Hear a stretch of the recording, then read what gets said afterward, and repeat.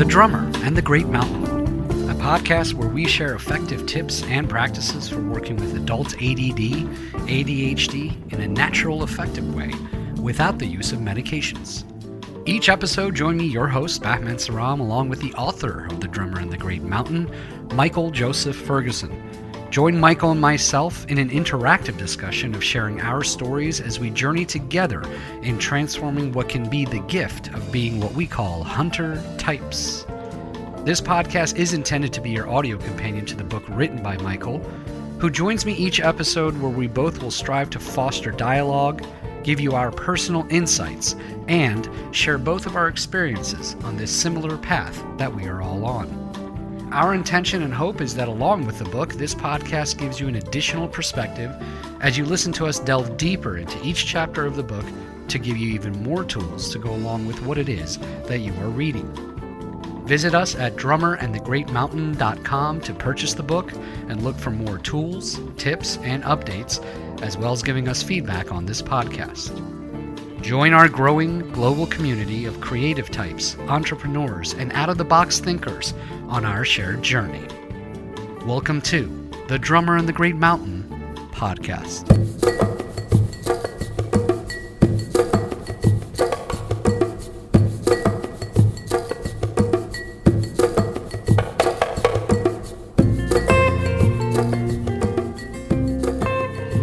Welcome, everyone. Thanks for tuning in. I'm your host, Michael Joseph Ferguson.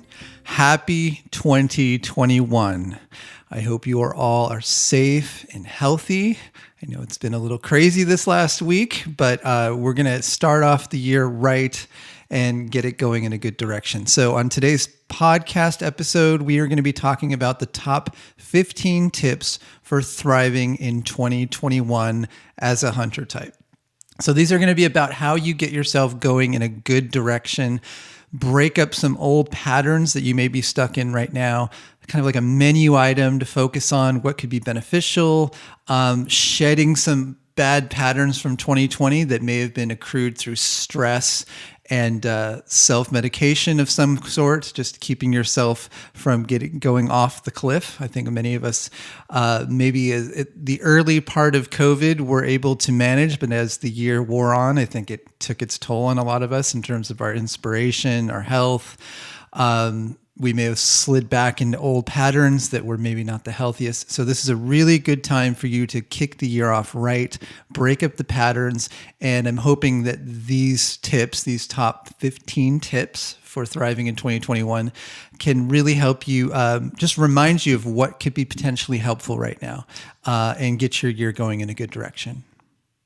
So just one quick announcement. Our next live online workshop starts January 23rd. So this is a 4-week workshop. It will be on Saturdays, and it covers the 4 key areas us hunter types most need support with. So first session will be life visioning and goal setting. Second session will be time management. Third session will be developing a wellness plan. And the fourth session will be creating good support systems. So if you'd like to learn more, go to drummerandthegreatmountain.com/workshop. That's drummerandthegreatmountain/workshop. Okay, so what I've done is I've compiled what I think are the top 15 tips that could really help you get your year off in a good direction for 2021 as hunter types. And what I did was I looked through previous, I think we did this 2 years ago. I looked through some of those, and I also updated this a bit. And I'm also referencing and sending you to other podcast episodes so that I'm just going to give you, this is sort of a menu item. So these are menu items that you can kind of check off your list and say, okay, am I doing that? Am I doing that? Am I doing that? And then I'm going to point you to different episodes if you feel like that tip's really important to you and you want to go deeper into it. Okay, so on to tip number 1. So this is in the category of life visioning and goal setting. So tip 1 is to pick one inspiring goal for yourself for 2021 and go after it.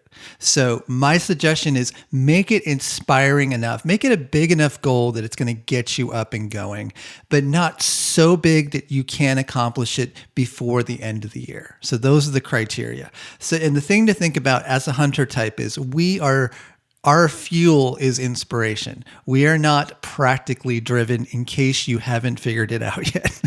So if someone says, well, practically speaking, you should be doing this, that's not something that's going to motivate a hunter type. We don't work that way. We need something that gets us fired up and inspired, and then surprisingly, focus, inspiration, energy comes roaring in. Whereas before you were just feeling flat and blah. And then all of a sudden you get like a hit of like, oh, I could do that. And then the energy just starts burning and you can focus and it gets you moving. And that's what we need. It's because us hunter types tend to go into these, when we go into a funk, it's usually we're just blah. We're like kind of stuck in patterns where there's no motivation to do anything. We procrastinate. That's it. But on the flip side of that, when we're inspired, there's no stopping us. So tip number 1, pick one inspiring goal for yourself and go for it. And I want you to use that goal. Think about as you're listening to this podcast, hit pause, think about that for a second. See if you can get a little glimmer of something that pops in. Maybe it's a creative project, maybe it's an entrepreneurial project, maybe it's a health goal that you have. And then come back and then take that inspiration and think about how the rest of these tips apply in supporting you in achieving that goal. So basically everything else I'm going to talk about are the ways in which you can more effectively achieve that particular goal. So tip number 1, pick one inspiring goal and go after it. Tip number 2, nurture your talents. So the first order of business is knowing what you're talented at. We all have it, especially hunter types. I feel like many of us have been endowed with many talents. So I want to reference episode 70, which is Lean on Your Strengths. Go check that episode out if this feels like a tip that you want to dig into deeper. But the questions to ask yourself are, what are your talents? What are you talented at? What do you have innate skill with? What does it look like to make it a part of your weekly schedule? So if there's something you're good at, maybe you're a musician, you're an artist, or you have been in the past and you feel like you need to revamp that particular talent and that skill set, then what does it look like for you to make this a part of your weekly schedule? After that, think about what support do you need to make this happen? Do you need to meet with other people? Like right now, still with COVID, a lot of us are still on some form of lockdown.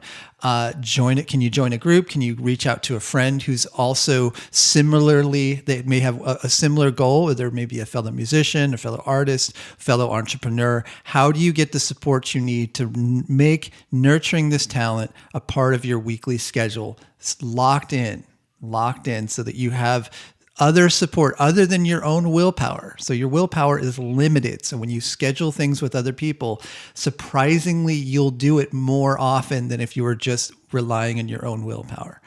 And then the last question to ask yourself in terms of nurturing your talents is, what's the next milestone? Set a milestone for yourself. What's the next goal that you want to achieve? What's the next plateau? Set a milestone for yourself. What's the next marker for yourself? So if you're a musician, maybe it is learning a song and being able to play it really well, or it's writing 2 more songs for, like, if you're a musician, then maybe that's it. Or if you're an artist, maybe the goal is to learn a new technique. That could be the next milestone. It could be completing a course, an online course that you picked for yourself. Whatever it is, set a milestone and move towards it. Okay, so that's tip number 2, nurturing your talents. The next set of tips are going to be in the realm of health. And so tip number 3 is optimize your health routine. You know what I'm going to say. I say it over and over because I've been doing this. I've been coaching since 2007. It's the thing that makes the most difference as hunter types for the long haul. It's not easy, but you need to do it. Daily cardio routine is what I would recommend. As I've moved on, I've just come to if is the best way to do it for us hunter types. So some form of cardio. Start with walking if you need to walk first. If you're not if you have either health issues that keep you from doing more extensive cardio routines, then start with walking and just set milestones for yourself. How far am I going to go today? Maybe you extend it each day so you get a little farther. Ideally, you start moving into a cardio routine where you're actually getting your heart rate going. That could be something as simple as jumping jacks. It could be jogging. There's a million ways that you can do cardio. My recommendation is 10 to 15 minutes a day minimum. Most of us can do that. So some form of cardio, be creative, 10 to 15 minutes a day. If you need to, start with walking, but I want to encourage you, if you're healthy enough to do it, move towards getting your heart rate up. It's the number one tip for us hunter types in terms of consistent mental clarity and life transformation, which I've seen over and over again when I work with people. Starting getting a daily cardio routine, number one health suggestion, bar none for us hunter types. So especially if you are stuck in some bad patterns right now and you're not eating really well and you're kind of lethargic in the morning, break up the pattern. And my suggestion is, one tip is to get out first thing in the morning. Even if it's cold, see if you can go for a short walk. So get up as quickly as you can, get yourself up and out of the house. What that does is it breaks your pattern up, and you will find that your day will probably go better just by doing that. Even if you went out for 5 minutes, just because you're accosted with the outside world. The outside world floods in, especially if it's a little chilly, it's going to wake you up. And then the rest of your day may go a bit better. So if you're stuck in a rut right now, the simple solution would be get up and get yourself out of the house as quickly as possible if you can. Unless it's like 30 degrees below and you can't do it, most of you can do it. Okay, and then I'd say the second tip here in terms of optimizing your health routine is the nutrition upgrade. So that's replacing the artificial ingredients, so removing them out of your diet. So that's the artificial flavorings, the preservatives. Look at the wrappers, look at the nutrition list on the back of things that you're eating. Get rid of those things that are the artificial, especially the colorings and the preservatives. Those are proven to exacerbate ADHD symptoms. And what you're looking for, simply put, is a healthy, higher protein, low carb diet where you've reduced, especially the refined sugars, ideally eliminating them from your diet. Connected to that, I would say, as a whole, eliminating alcohol is probably a good idea, especially if it's become a crutch for you over the past few months as a stress reduction technique. It's a bad stress reduction technique. It's not a good one. So if you can, that really goes in line with the daily cardio. When you start to up your cardio, and especially for reducing or eliminating alcohol, that's a good balance. So the cardio will balance you out a little bit, get your brain chemistry going in a good direction. So what I've seen with hunter types is alcohol is one of the things when I'm working with people, I can usually tell within a few minutes if they're drinking alcohol or not. It's that pronounced because it has such an impact on, it's like, in some ways it's like a big dose of sugar. So it's really affecting that part of your metabolism. And I just see it over and over again that when people start to eliminate alcohol and they have challenges with, hyperactivity or distraction, or they improve. And depending on where you are with your journey with alcohol, you may need to reach out for support. I'm telling you, you will not regret it. I've never heard anyone come to me and say, I reduced or eliminated alcohol as a result of my coaching and said it was a bad idea. No one's ever said that. No one's ever said I regret upping my cardio routine. That's never happened. It's always been a positive thing. And then connected with nutrition upgrade is start cooking, get inspired, get creative about your cooking process. Find things that you really want to eat. You may want to pick up something like an Instapot or an air fryer or something that's going to kind of like some new gadget that maybe gets you a little inspired with it. Maybe you want to really get into juicing and that's going to be part of your routine. Whatever it is, what you're aiming for is a healthy, higher protein, low carb diet where you've reduced or eliminated refined sugars, replace the artificials with healthier ingredients, and potentially eliminate alcohol. And to at least test it out. Test this stuff out for a month. Say, okay, well, I'm not going to do this forever, but let's aim for from now until this time next month. Test out these routines in terms of the cardio and the nutrition upgrade, and then see where you just prove it to yourself whether or not it works. Tip number 4 is dial in good sleep hygiene. If you're not getting enough sleep, you are not giving your brain chemistry the reboot it needs for you to focus and feel clear and awake. So I'm not going to go too much into that. I did a whole episode on it where I went to very granular detail on tips on this. So go to episode 62 on sleep, and you'll get all the information you need on sleep and ADHD. And some, I think I may update that at some point, but I think all those tips are solid and very much usable for you right now. So if you have challenges with sleep, which many of us hunter types do, check that episode out, episode 62. Okay, so next category is time management. So tip number 5 is commit to using one calendar. One calendar. Whenever you're putting an event that you need to be reminded of, you find one place to do it. So you have pretty much 2 options on this. Either one, you have a paper planner. So you have a planner, which is something you're going to carry with you wherever you go. It's, just wherever you're at, you have your planner. Ideally, if you have a paper planner, go for the weekly pages. So when you open it up, it's the entire week on the left and right side of the page. Versus 1 page per day. That's what I found for most hunter types works best, with a section in the back of the planner for lots of blank pages so you can write things down. Or 2 is that you basically have online calendar like Google Calendar or some other calendar that's synced across all your devices, your phone, your laptop, everything. It's all one place, and that's where you're putting it. As time has gone on, I'm seeing more and more people are just dialing this in just as a necessity of life. But if you find yourself writing events or you don't use a calendar at all, start using a calendar. And if you are using one, you have like multiple places where you write them down, commit to consolidating to one calendar. Okay, time management tip. So we're at tip number 6. Buy a spiral-bound sketchbook. So I'll put a link in the description for this. I like the Strathmore spiral-bound sketchbook. Basically, this is just a spiral-bound sketchbook, which is blank. There's nothing in it. There's no lines. And it's spiral-bound, so you can open it up flat. And I think the one I use is 5.5 by 8. Is the size 5.5 by 8.5, something like that. Look in the description. It's a good size.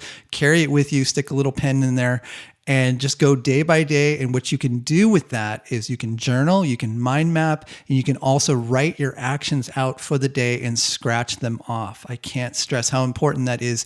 As a hunter type, you need to write things down or use the computer to flesh out what needs to happen next. Otherwise, everything floods together. We get that thing called flooding, where everything just gets completely overwhelming, and then we just procrastinate. So the antidote to that is to have a good skill set of writing things down and processing through things by either through writing on the computer or writing by hand. And Sketchbook's really helpful for that. And you can also mind map, and you can also use this with the digital calendar. So if you got Google Calendar, you don't have to use the sketchbook as your calendar, and I wouldn't recommend it. This is really for, okay, where am I at today? And if you're stuck in the moment with whatever you're overwhelmed by something, you can use that to journal. And you basically just go in chronological order. Don't section it into different sections. Just go write the date, start writing for whatever it's going on that day. And then when you're done, go to a new page, write the date, and just continue. So just chronologically use your sketchbook. And what's nice is as time goes on, if you decide to do this, you get this really beautiful catalog of all of your life that you can go back to over time. I can look over at my bookshelf and I see 50, maybe something like that, of sketchbooks that I can go back and look at, okay, what was going on at that part of my life? And I can, even if it's just like action items that I wrote for that day, I still can get a sense of like, oh, that's what was going on then. So it becomes like an archive of your life that's tangible versus just on the computer. So, tip number 6 is buy a spiral-bound sketchbook. So not a notebook. Unless you really want the lines, then use the lines. But I find for many of us, having no lines is you have more options available to you. Okay, moving on to tip number 7, also in the time management category. Recognize what times of day you are best suited to do mundane tasks. So there's certain times a day that we're more able to do those things that feel most overwhelming to us. And I want to point you to the episode 64, which is Mastering Overwhelming and Mundane Tasks. Check that particular podcast out. I go very in detail about how to work with them. But the key is knowing what time of day. So for most of us, this is mid-morning to early afternoon. That's the window that we're most able to do mundane tasks because of just the dopamine cycle and just how we're wired. That over as a general rule of thumb, mid-morning to early afternoon is usually the best time to schedule mundane tasks. So how you utilize this is if you think, oh, okay, well, I'll do that paperwork or the taxes about 6 p.m. or 7 p.m., you're setting yourself up for failure. It's going to be exponentially harder than if you had just said, okay, no, I'm going to schedule this mid-morning to early afternoon. And that might not be your window. Maybe your window based on your sleep schedule is different. Maybe it's towards the afternoon. Whatever it is, start to pay attention to what time of day you're most able to sit down and do like paperwork or things that just feel really overwhelming to you that you typically procrastinate, and start to use that window to schedule your mundane tasks. Okay, tip number 8, also in time management, work in sprints. So break your day up into a series of shorter sprints. And I just did a podcast on this, episode 77, Sprint Then Rest. Check that one out. I go into detail on ways of scheduling your day this way. And basically, I think the general platform is something like the Pomodoro technique, where you do 25 minutes on and you take a 5-minute break. Find your groove. For me, I usually like more like 45 minutes to an hour and then take a longer break. Whatever it is, schedule your day in a series of sprints versus just having an unstructured day where you just feel like, okay, I'm just going to do the next thing. Okay, what's the next thing here? Okay. And it's just this blur and you have no idea when you're stopping or starting again. You don't know what you're accomplishing or not accomplishing. Maybe you stop and do one thing and then you do that for 5 minutes and you go off to something else and you come back. That's just a recipe for low self-esteem, frustration, and overwhelm. So work in sprints. Split your day up into smaller sprints, as well as plan your day in the beginning of the day. Maybe you go out and you go for a walk, you come back and you write out your day and you just say, sprint number 1, this is what I'm doing. Sprint number 2, this is what I'm doing. And see if you can even break that up into categories depending on your schedules. Depends on maybe your work has really created a structure for yourself that you don't have to worry as much about it. But most of us have a pretty free reign of our schedule in one way, shape, or form within the confines of our work. So organize your tasks in series of sprints, and it will definitely improve your productivity and reduce your overwhelm. Tip number 9, also in the category of time management, break down bigger tasks into smaller tasks. So if you are not doing this, you will be procrastinating. This is why we procrastinate. We do things like we write down on our schedule, do taxes. Like to me, that's like the guarantee that you're going to procrastinate that. The alternative is you sit down and you write out, okay, what are the things I need to accomplish today? And you maybe say, okay, first thing I need to do is assemble the paperwork. Okay, and you might even want to break that down into assemble paperwork for the first 6 months or under this category. And you start to build up a list of very specific action items for yourself so that when you sit down, you have a list of 4 or 5 things that you know you need to do, and they're clearly defined. Now, for many hunter types, this is really difficult. So this goes back to the earlier tip of schedule mundane tasks at your optimum time. So mid-morning to early afternoon, maybe after you've exercised, but take that time to break down the bigger tasks into smaller tasks. Don't be afraid to reach out for support, to ask someone to say, hey, I need to just run this by you for 5 minutes. If you've got some people in your life, you can do that, or coworkers, all the better. We all need it. It is not a source of shame. Highly productive people do this. So have no shame in asking for support and talking through task lists if you need to. So tip number 9, break down bigger tasks into smaller tasks to prevent procrastination.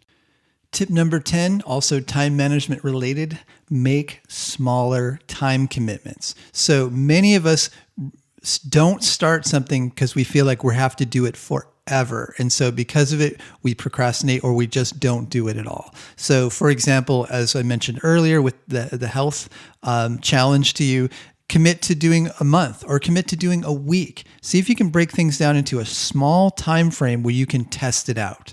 So if maybe it's a class that you want to take online, maybe there's a way you can test the class out instead of going, oh, well, that's going to be 6 months or a year. And that just sounds overwhelming. So you don't pursue it. So the trick is do your best to make smaller time commitments so you can test things out. You will more likely move towards them when you feel like it's not something you have to do forever. This is also really helpful when you're hiring someone as a consultant. Many people either resist doing that or they feel like once they committed to something, they're committed forever, and so they don't do it. Or they have a bad experience because they feel awkward about calling the person and say, well, this is not quite working out. And so they don't reach out to a life coach or they don't reach out to a potential some kind of health practitioner that may be able to support them because we feel like this will go forever and ever, and how am I going to afford that? When if you just think in terms of a small time commitment, let's test this out for a month. Let's see how it goes. Maybe you're partnering with someone on a project. Don't make an indefinite commitment. Set a small time commitment and see if it works. And if it works, great, keep doing it. If it doesn't work, you're not in an awkward situation. So again, this is kind of like time management. It's also just interaction with others. Get comfortable with making smaller time commitments to test things out. Tip number 11, also in time management, utilize mind mapping. It is one of the great tools that we have as hunter types is mind mapping. It is the tool that helps us break things down, containerize, get things out of our head and onto a sheet of paper or onto a mind map so that we can plan our day. So it goes back into what I was saying before about breaking tasks down to smaller tasks. Mind mapping is excellent for that. It is also just great in getting things out of your head when you're feeling overwhelmed and everything's flooding together. It's a way of you visually looking at a sheet of paper or a mind map on a computer and just getting it all out of your head so you can see it. So once things are overwhelming when they're all just jumbled together, as soon as you can see them in front of you and they're contained, then usually the stress level goes down and then you see a way forward. So I'm not going to go into how to mind map here. I want to point you to episode 54, which is called Containerizing Your Life Through Mind Mapping and Other Tools. Start there. All of our workshops, we talk about mind mapping and I do tutorials on it. So if you're interested, you might want to check those out. The upcoming Alive workshop or any of our groups that we do, I usually go through and do an example of mind mapping as a way of planning your day. So tip number 11, utilize mind mapping.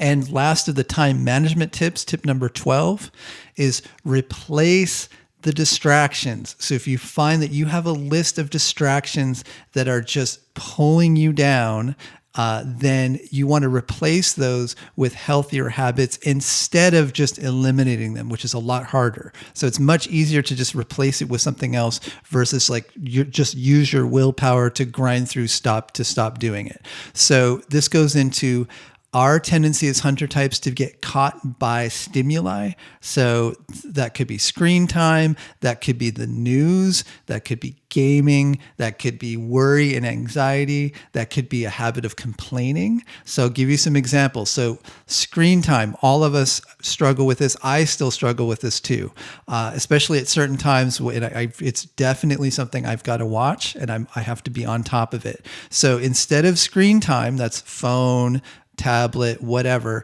TV, replace it with things like learning to play an instrument. That's exciting. That's life-changing. Why not do that instead?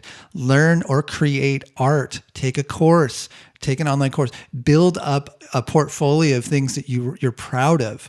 Write. If you're a writer, write, or you've been wanting to go into a writing project, use the time to do that. Maybe join a group online that supports you because writing's really hard to do by yourself. But with a group, you might get the extra support you need.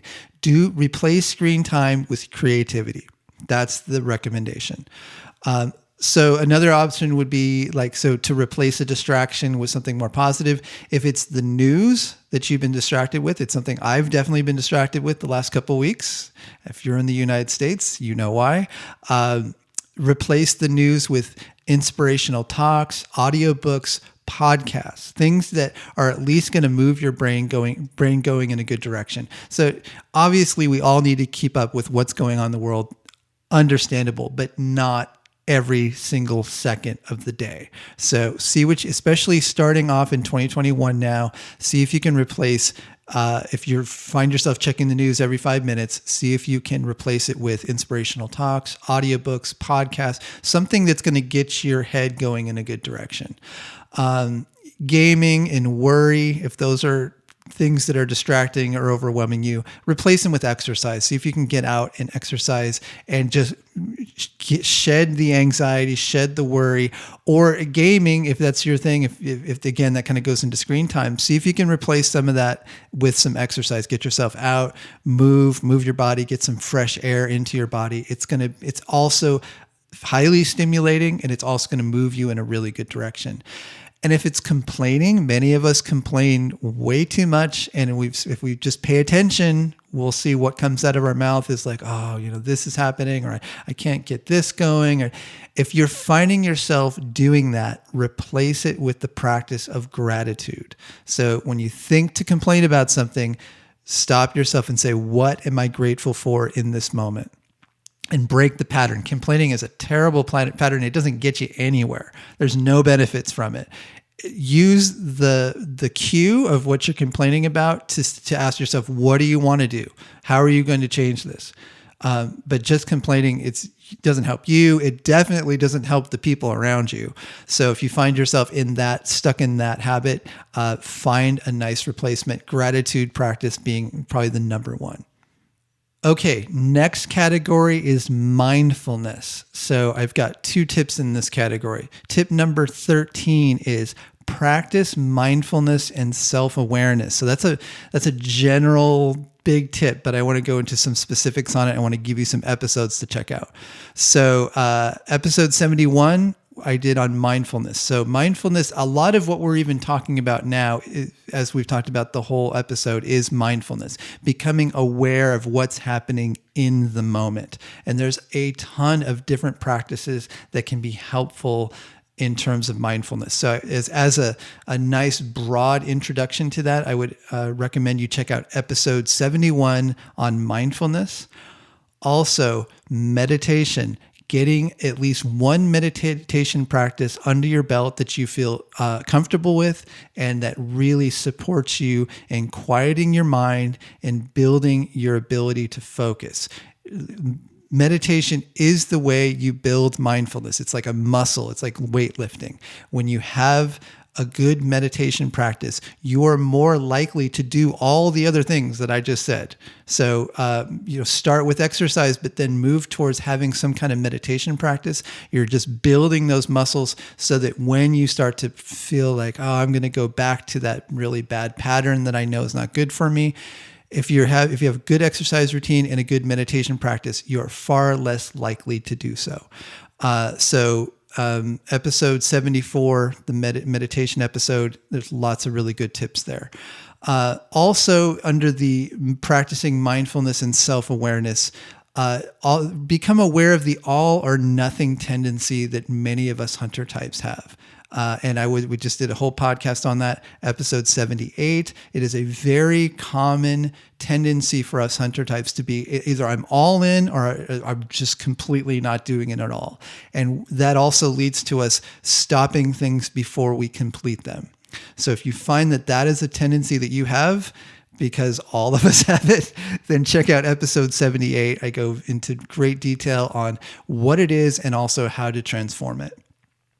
And then the last 2 episodes to check out would be the gratitude practice episode. That's episode 68. I go into detail on how to use gratitudes as a mindfulness practice to transform your mood, but also to get you moving in a good direction. It's life trend. There's studies that have been done on people that do a regular gratitude practice, and as a whole, they're more productive and they have a higher sense of well-being. So if you're wondering what practices to integrate into your life this year, gratitude is top of the list. So check out episode 68.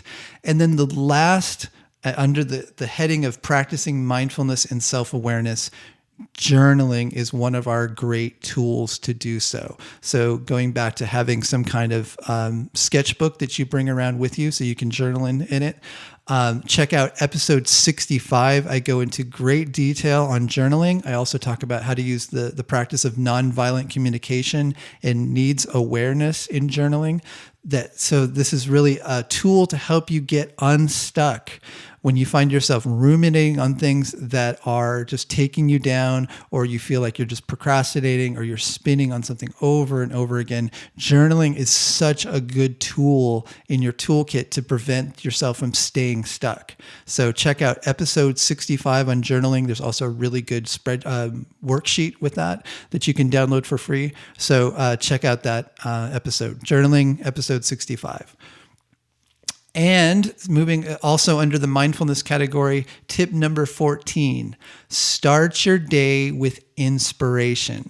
So my high recommendation for you going into 2021, especially if you've just been consuming the news and all the negativity, which is real. It's not fake. It's a real thing. But if we're just focusing on all the time, we just get completely overwhelmed. So the tip is start your day with inspiration. Find a podcast, an audiobook, some kind of inspirational talk. Find some people that you really like that really fire you up, and listen to them when you get up in the morning. So if you want to combine this with the earlier tip of just getting up and getting out first thing in the morning, do that. Get your headphones on, get a good talk going.